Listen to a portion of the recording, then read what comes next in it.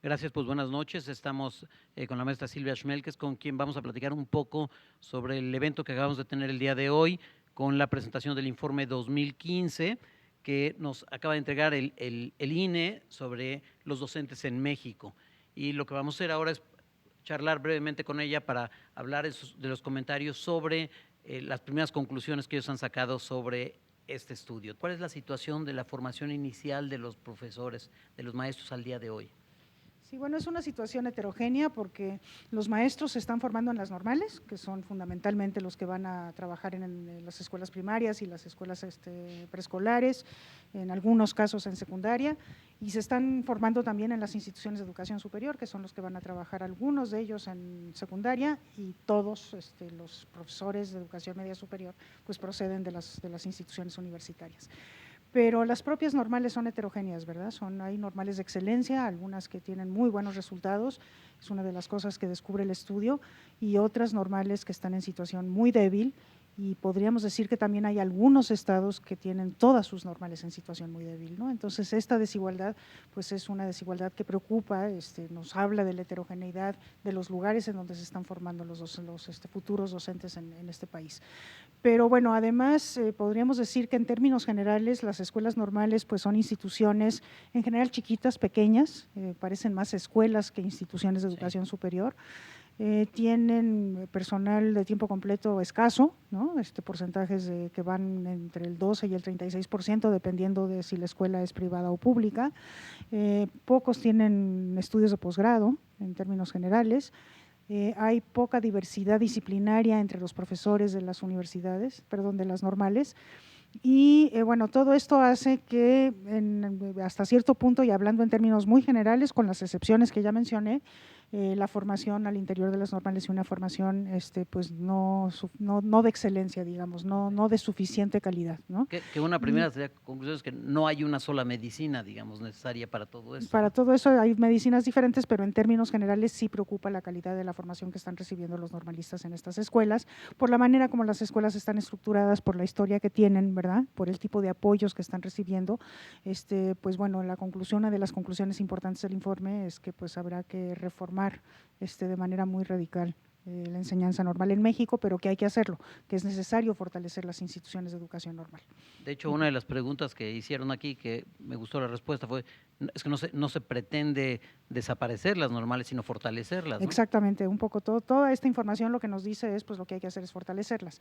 Hay un dato interesante, y es que bueno, las normales sí están formando pedagógicamente a los futuros docentes, y esto se observa porque en el examen de ingreso a la docencia pues fue a los egresados normalistas a los que mejor les fue en el examen, les fue mejor que a los egresados de las universidades, y eso significa que los conocimientos pedagógicos que están recibiendo en las normales pues sí son conocimientos pedagógicos que valen la pena. Que vale la pena. Así es. Por el otro lado, ¿cuáles son en términos generales las condiciones en las que los profesores realizan su labor docente?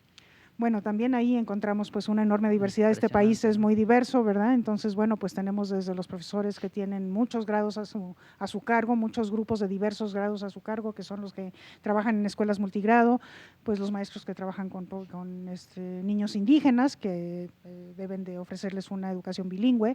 Los maestros en el caso de las secundarias, pues difiere mucho un maestro de telesecundarias que tiene todas las asignaturas a su cargo, que un maestro de una secundaria general o técnica que nada más tiene una asignatura, que esa es la que imparte, que es la que corresponde a su formación disciplinar.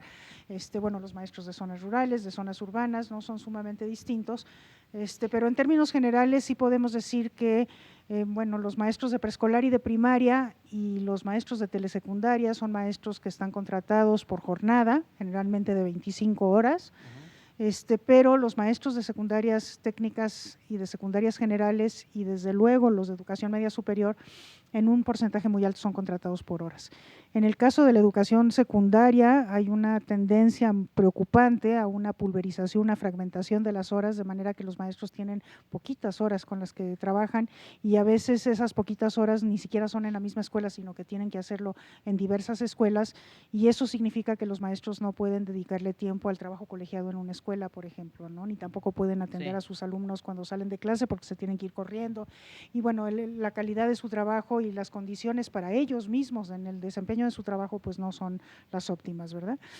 Desde el punto de vista salarial, pues lo que el informe descubre es que si bien al principio de la carrera es competitiva con otras profesiones y con otros técnicos en el mercado de trabajo, conforme pasa el tiempo va perdiendo competitividad desde el punto de vista salarial y se va comparando desfavorablemente con otras profesiones Sí. y con otros técnicos, ¿no? Entonces, bueno, quiere decir que la carrera docente no es una carrera ascendente a lo largo de la vida activa del profesor, sino que de alguna manera es una carrera chata, ¿no? Que más o menos se Como mantiene empiezas, terminas. más o menos igual que como uno Sí. empieza, ¿no? Y bueno, pues eso nos habla de condiciones de trabajo desfavorables para los maestros, porque pues todo el mundo quiere en su carrera profesional ir mejorando, ¿verdad? Y que de alguna manera el esfuerzo, el mérito se vayan compensando, Y ¿no? sus propias necesidades de familia y todo esto, ¿no? Va creciendo.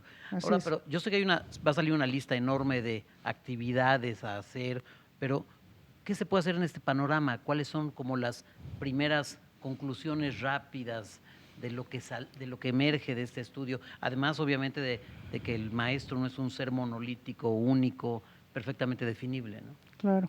Bueno, yo creo que todo un primer terreno de trabajo pues es el asunto de cómo se reforma la formación inicial de los docentes, ¿verdad? Entonces, cómo se fortalece a las normales, cómo se reconstituye un currículum que tenga mucho más que ver con lo que en este momento se está pidiendo para el docente que ingresa a la docencia, ¿no? Con el perfil de la ley del servicio profesional docente, el perfil que mandata la ley del servicio profesional docente y que de alguna manera ya está definido, tiene que haber una alineación muchísimo mayor. Tenemos que elevar el nivel académico de las escuelas normales, hacerlas que se parezcan más a instituciones de educación superior. Tenemos que mejorar el profesorado de las escuelas normales, diversificar también las disciplinas que representan. En las universidades es muy importante que se introduzca una rama de formación pedagógica en todas las carreras que tienen salida a la docencia y bueno, ahí lo que nosotros recomendamos es que se establezca un año de formación pedagógica que sea opcional para el estudiante de la carrera, pero obligatorio si es egresado quiere Se va a dedicar a eso. ejercer la docencia más adelante, ¿no? Este término que decías de reivindicar la pedagogía, ¿no? Reivindicar la pedagogía, que es una ciencia muy importante que a veces le damos demasiada poca importancia. Las universidades tendrían que darle muchísima más importancia en la formación de sus alumnos, ¿no? Al interior. Bueno, después viene todo el asunto de cómo mejorar las condiciones laborales, ¿no? Cómo hacer de la carrera docente una carrera atractiva.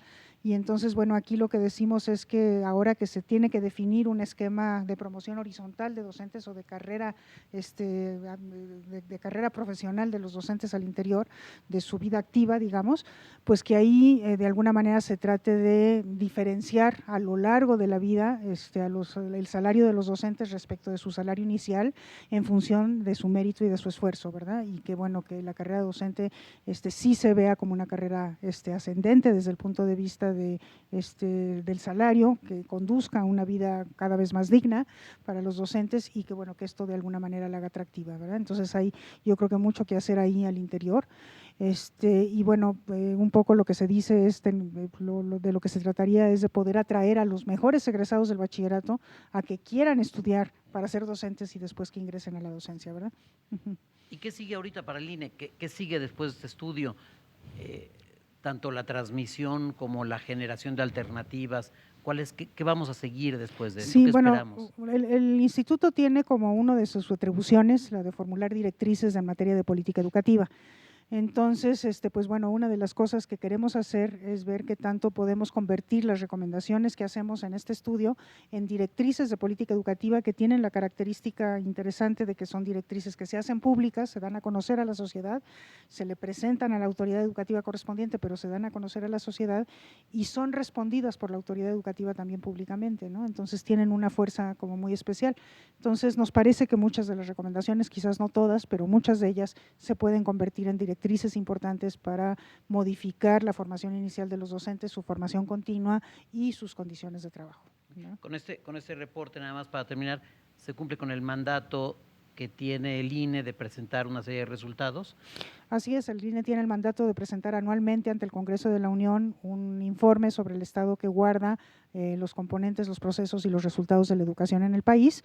En esta ocasión decidimos hacerlo temático, dedicárselo a los docentes, porque nos parece que los docentes son importantísimos en el sistema educativo, pues son el factor del cambio, ¿no? Que es como muy importante conocerlos mucho mejor, involucrarlos. Porque se van a tomar muchísimas decisiones respecto a los docentes. La Ley General del Servicio Profesional Docente nos dice, ¿no?, que lo que sigue es tomar muchísimas decisiones respecto de los docentes, y es mucho mejor tomarlas conociéndolos, conociendo su complejidad, conociendo su diversidad y tratando de atender a los problemas que tienen, ¿verdad? Entonces, bueno, ese es el propósito con el que hicimos este estudio temático sobre los docentes en México.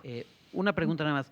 ¿Esto está ya ya es para el público? ¿Cuándo lo puede ver el público? ¿Ya lo pueden ver en la página? Sí, tan pronto de hecho, inmediatamente después de que lo presentamos ante el Congreso, lo subimos a la página, entonces está ya disponible para cualquiera que lo quiera revisar. Se puede bajar, se puede imprimir, y se puede leer ahí mismo en sitio. Y bueno, pues además tenemos algunos ejemplares impresos para quien quiera el ejemplar físico, nos lo puede pedir personalmente, ¿verdad?